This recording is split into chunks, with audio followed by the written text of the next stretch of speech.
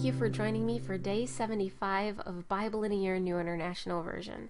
Today we'll be going over Judges 11, 12, and 13. Judges 11.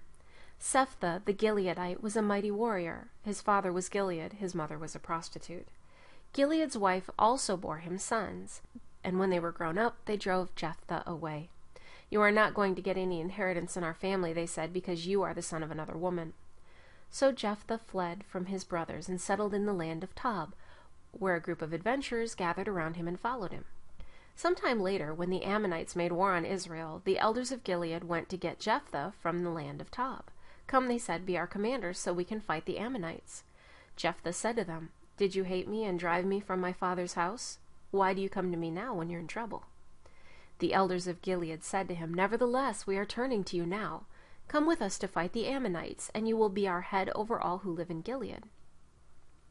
Jephthah answered, "Suppose you take me back to fight the Ammonites, and the Lord gives them to me. Will I really be your head?" The elders of Gilead replied, "The Lord is our witness, we will certainly do as you say." So Jephthah went with the elders of Gilead, and the people made him head and commander over them. And he repeated all his words before the Lord in Mizpah. Then Jephthah sent messengers to the Ammonite king with the question, "What do you have against us that you have attacked our country?" The king of the Ammonites answered Jephthah's message, "When Israel came up out of Egypt, they took away my land from the Arnon to the Jabbok, all the way to the Jordan. Now give it back peaceably." Jephthah sent back messengers to the Ammonite king, saying, "This is what Jephthah says. Israel did not take the land of Moab or the land of the Ammonites. But when they came up out of Egypt, Israel went through the desert to the Red Sea and on to Kadesh. Then Israel sent messengers to the king of Edom, saying, 'Give us permission to go through your country.' But the king of Edom would not listen. They sent also to the king of Moab, and he refused it, so Israel stayed at Kadesh. Next they traveled through the desert, skirted the lands of Edom and Moab, passed along the eastern side of the country of Moab, and camped on the other side of Arnon. They did not enter the territory of Moab, for the Arnon was its border. Then Israel sent messengers to Sihon, king of the Amorites, who ruled in Heshbon, and said to him, 'Let us pass through your country to our own place.' Sihon, however, did not trust Israel to pass through his territory. He mustered all his men and encamped at Jahaz and fought with Israel. Then the Lord, the God of Israel, gave Sihon and all his men into Israel's hands, and they defeated them. Israel took over all the land of the Amorites who lived in that country, capturing all of it from the Arnon to the Jabbok and from the desert to the Jordan. Now since the Lord, the God of Israel, has driven the Amorites out before his people Israel, what right have you to take it over? Will you not take what your god Chemosh has given you? Likewise, whatever the Lord our God has given us, we will possess.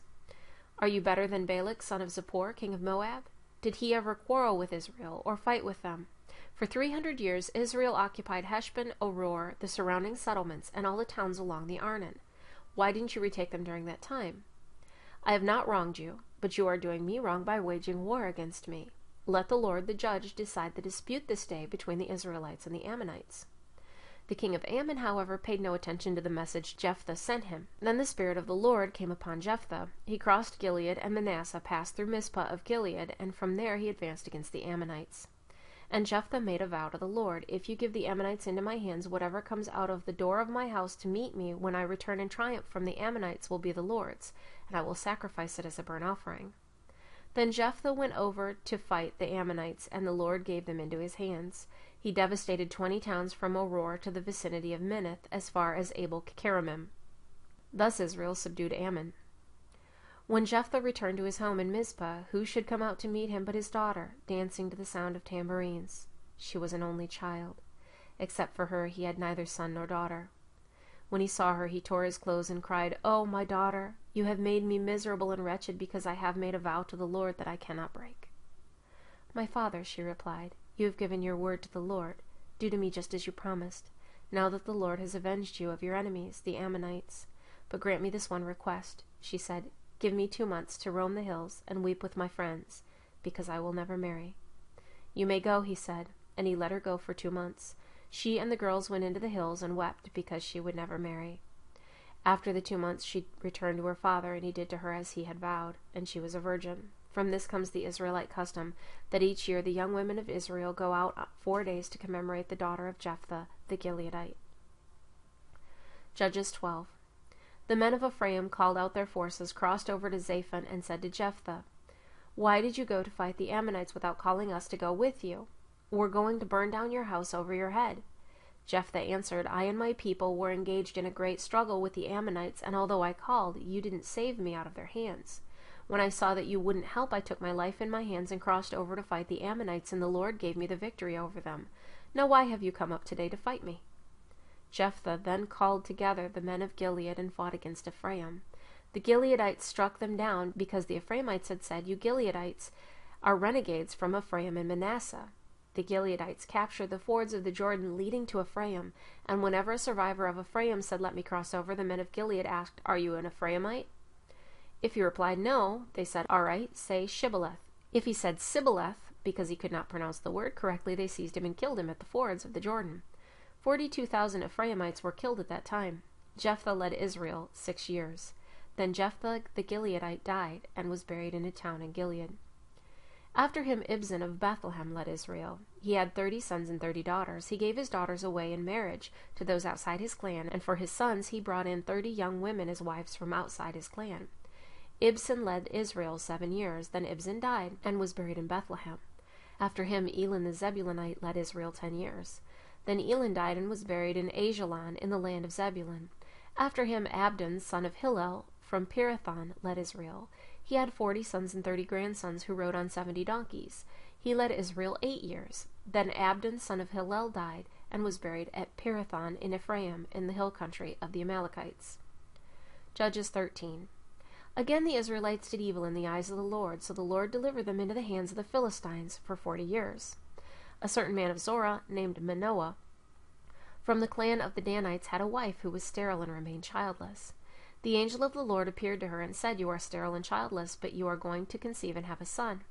Now see to it that you drink no wine or other fermented drink, and that you cannot eat anything unclean, because you will conceive and give birth to a son. No razor may be used on his head, because the boy is to be a Nazirite, set apart to God from birth, and he will begin the deliverance of Israel from the hands of the Philistines." Then the woman went to her husband and told him, "A man of God came to me. He looked like an angel of God, very awesome.